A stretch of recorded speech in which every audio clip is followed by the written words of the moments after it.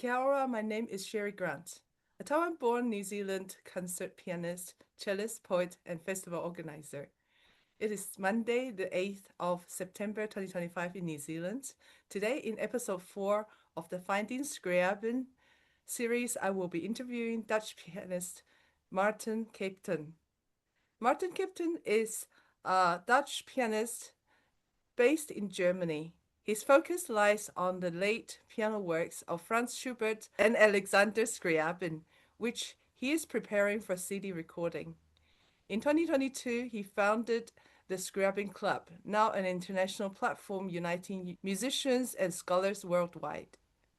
A graduate of the Tilburg Conservatory, cum laude, he studied in the Russian piano tradition. Winner of the St. Cecilia Piano Competition in Porto 2015, his recent work in 2025 includes recitals and lectures in Germany, Italy, and the United States. His broad interests shape a holistic approach to music and teaching. Welcome, Martin. Well, thank you very much, Sherry, for this beautiful introduction. Would you tell us a bit more about your musical background? What made you choose the piano? All right. Yeah, sure. I was about 5 years old when I got exposed to to piano playing. I mean that wasn't really conscious choice. I was brought in by my parents. They brought me to a piano teacher, and it sort of happened. My parents don't have a musical background, but my grandparents from my father's side, so from my Dutch side, they were piano teachers, and my grandmother actually she played the organ. So in a sort of way, I didn't really choose the piano. It just sort of happened. And then, well, as it goes, well, I was brought to quite good teachers. Actually, they were immigrants from Russia, and I stayed with them for I think 16 or 17 years. So pretty much my whole life up until I joined a conservatory. So I studied in that tradition. So, and then at some point, I was thinking about that. At some point, practicing music or practicing piano becomes a habit, and sort of later, because you asked like what made you choose the piano, which is a very tricky question. Sort of, it chose me or destiny, or I don't know how it works in life, but sort of when you're 5, 6, 7 years old, well, you don't really have a notion of like a conscious direction. Well, some people do, but I guess that is a thing that develops over time. So it's a habit of practicing piano. And then at some point you start to realize that's actually one of the most beautiful things in the world. And then it grows from there. So it's very interesting how these things develop. Yeah, in some cultures, we have like a second instrument. Have you ever had a second instrument or a third instrument? Yeah, actually, I used to sing a lot. I even did like singing competitions when I was very young. And at some point there was this question of what to pursue further. So either singing or piano playing. But sort of Yeah, I'm piano sure the prevent. singing helped with the piano playing a lot. Yeah. Yes, absolutely. I recently did a lecture in Berlin, and I talked exactly that's exactly what I talked about. Like every instrument actually imitates the voice. So even this idea of the Russian piano school, there is a fantastic book. I think it's called The Art of Piano Playing by Neuhaus, Heinrich Neuhaus. Uh, and he talks about this idea of phrasing a melody on the piano like you were singing. And that's a very difficult thing to do on an instrument. It's very difficult to translate this idea of singing into motions of fingers, into precise and very, very subtle differences, which make the piano, even though it's almost a percussive instrument, right? Make the piano sound like it was singing. And that so perhaps it helped, but it's hard to judge. Yeah, yeah. It's all in our imaginations, right? Yes, yes. A lot of things are governed from that. Yes. Yes. So when and how did your fascination with Scriabin start? I imagine knowing Russian really helps. Yeah, so I always kind of knew about Scriabin, but I didn't really know him up until a very specific and precise point. It was in 2017. I was on a piano competition in Riga, in Latvia. It's actually a beautiful city, Riga. And I was there, and it's sort of after the first round of the competition, I was listening to music, and I heard that's like the conscious, like first encounter with Scriabin. I heard the recording of his fourth sonata, Opus 30, played by Mikhail Plitnov. And I don't know what happened to me then, but I went on a walk through the city, and it was like there were like sort of bubbles in my head because this sonata and the way it was played also on this recording, it's a very interesting recording. You can just find it on YouTube. It had so much energy, like something changed from that point. And then later, when I got back home, I convinced my piano teacher. I was still with the same teacher at that time. I want to play Scriabin, and it was very difficult to learn actually. This is musical language, and especially the second movement, which is very fast and very tricky. It was a big challenge, but that was my first encounter. I still remember this day, like walking, like almost like like on drugs or something. Like flying, and it was absolutely amazing. And then sort of this interest evolved and got deeper.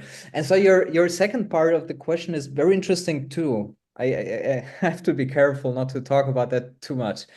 But yeah, well, speaking Russian helps. That's certainly true, but only to a certain degree.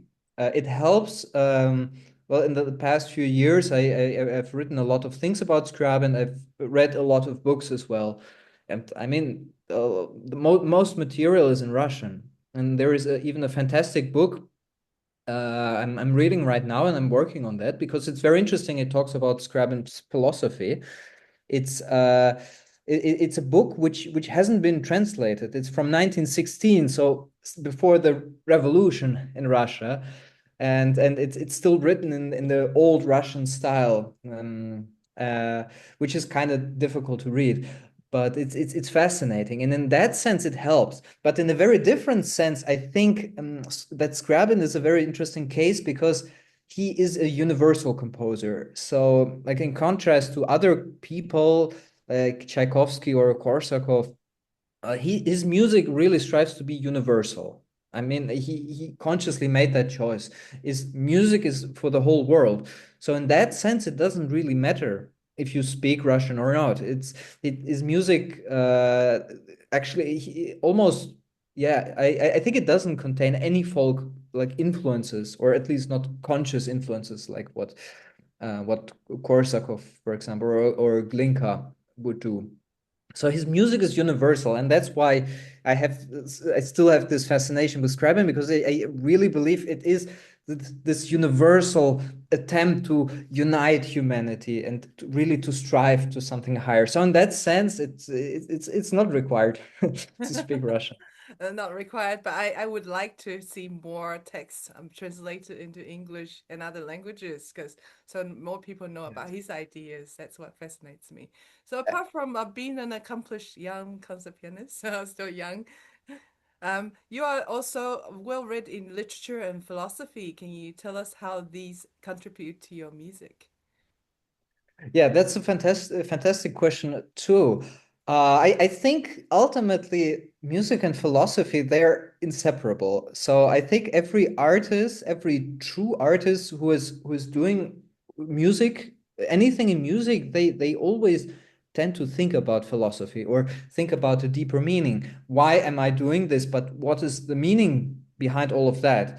I think that's absolutely a natural thing to do. In a sense, of course, literature helps understanding music a lot. Of course, reading literature of which composers read, or trying to understand these subtle influences that music has on the human soul. Like a name that comes to mind is Dostoevsky, one of my favorite writers. The way he describes the psyche, this incredible nuanced world of a human being, which is reflected in music. But music has this sense in which it is incredibly abstract. Like, I think that music describes the world or humans, but in such an abstract way that it is impossible to translate. And that's why I think there is not really a difference or a clear divide, like between literature and philosophy and music. I think these things are ultimately connected. The world they come from, they are born in, like, this silver age Scriabin was I guess still a part of. It's all one holistic thing. So that's always my tendency to view things as a united sort of thing, not as like separate. Like, you have music, which is kind of a criticism of like the state of music nowadays, I think.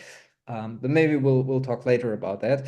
But sort of it's one single thing, and I think on a very deep psychological and almost spiritual level, it helps immensely to understand music, to perform it, and to talk to people with or using music.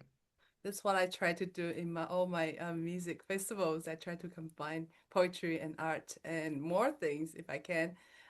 So, what, in your opinion, why do you think Scriabin had this fascination in theosophy?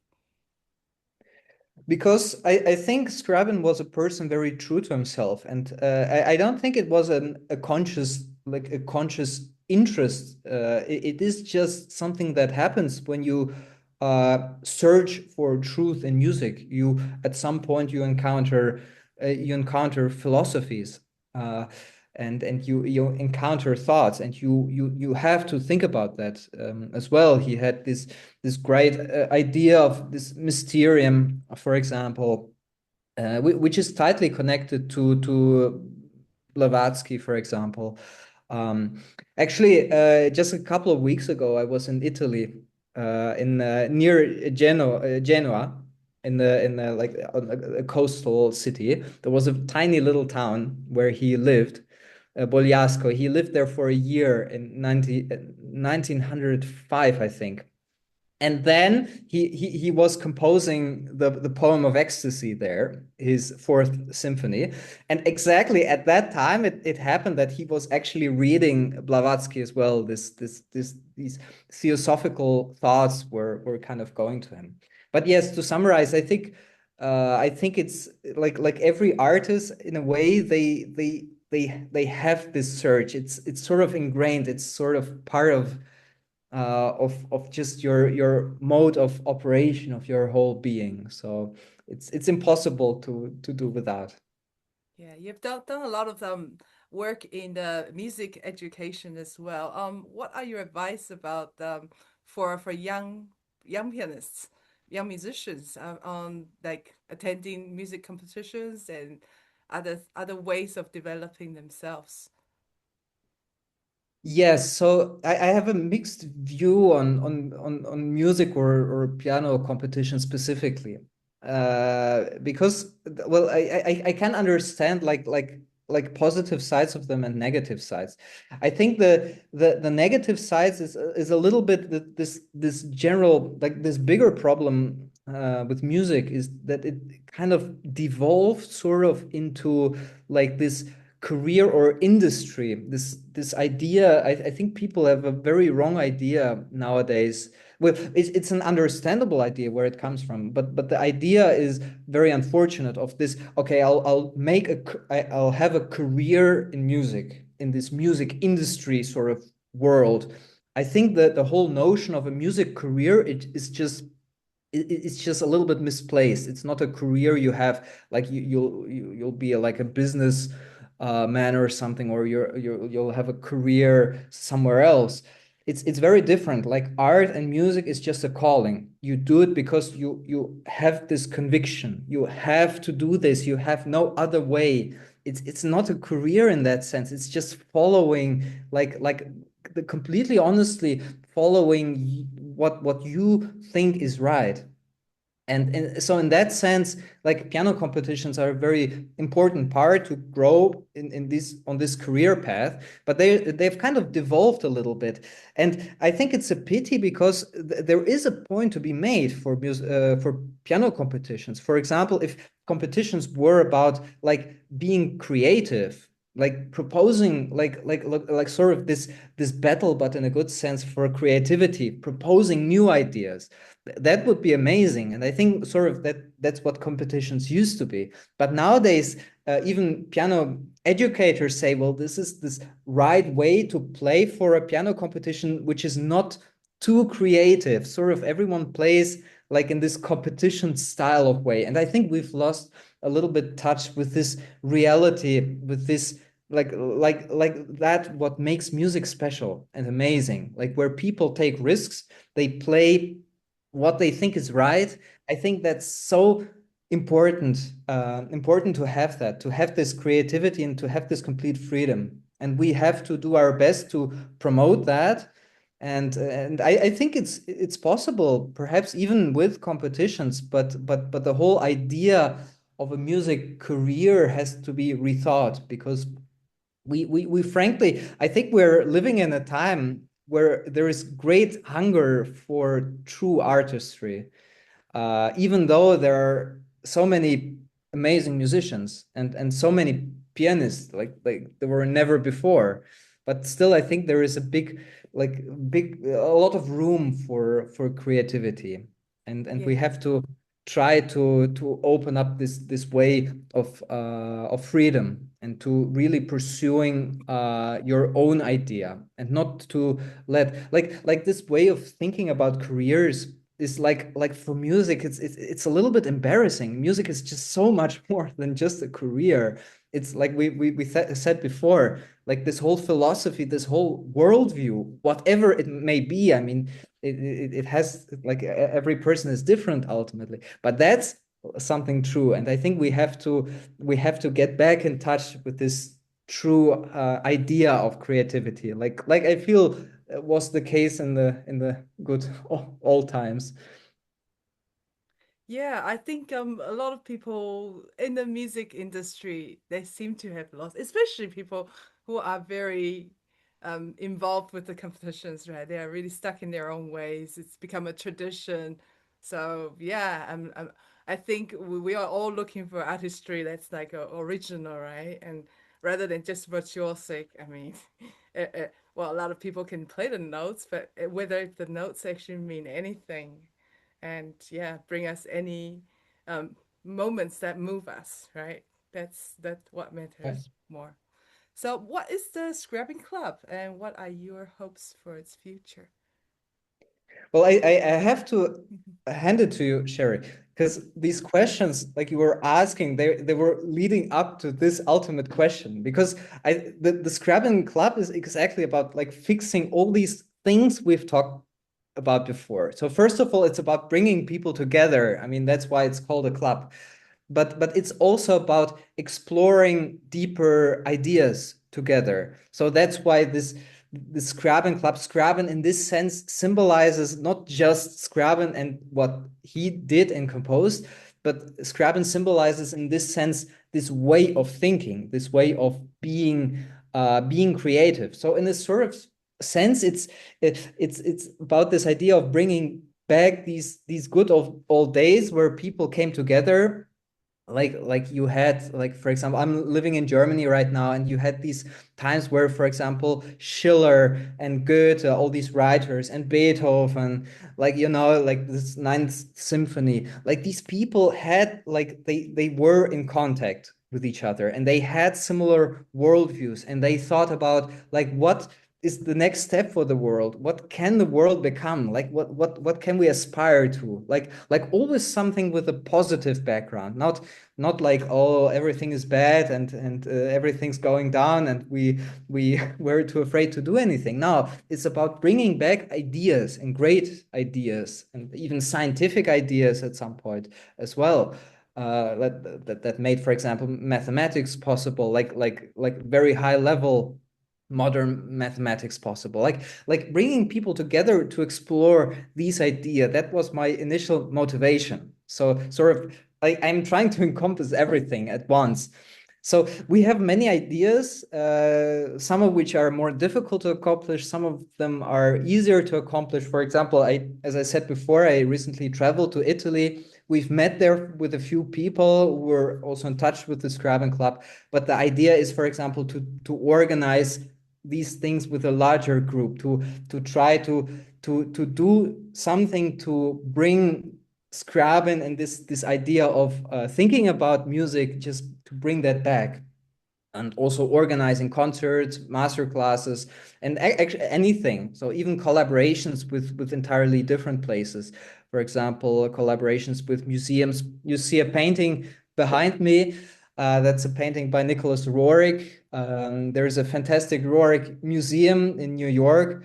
And like, for example, collaborating with them as well. We've been in touch to organize concerts together, but just to elevate humanity in a sense. I think right now is the exact right moment to do that, because I think even though there is a lot going on in the world of arts, I still think there is room for improvement. So Mhm. that's our higher goals, so to speak, with the Scriabin Club.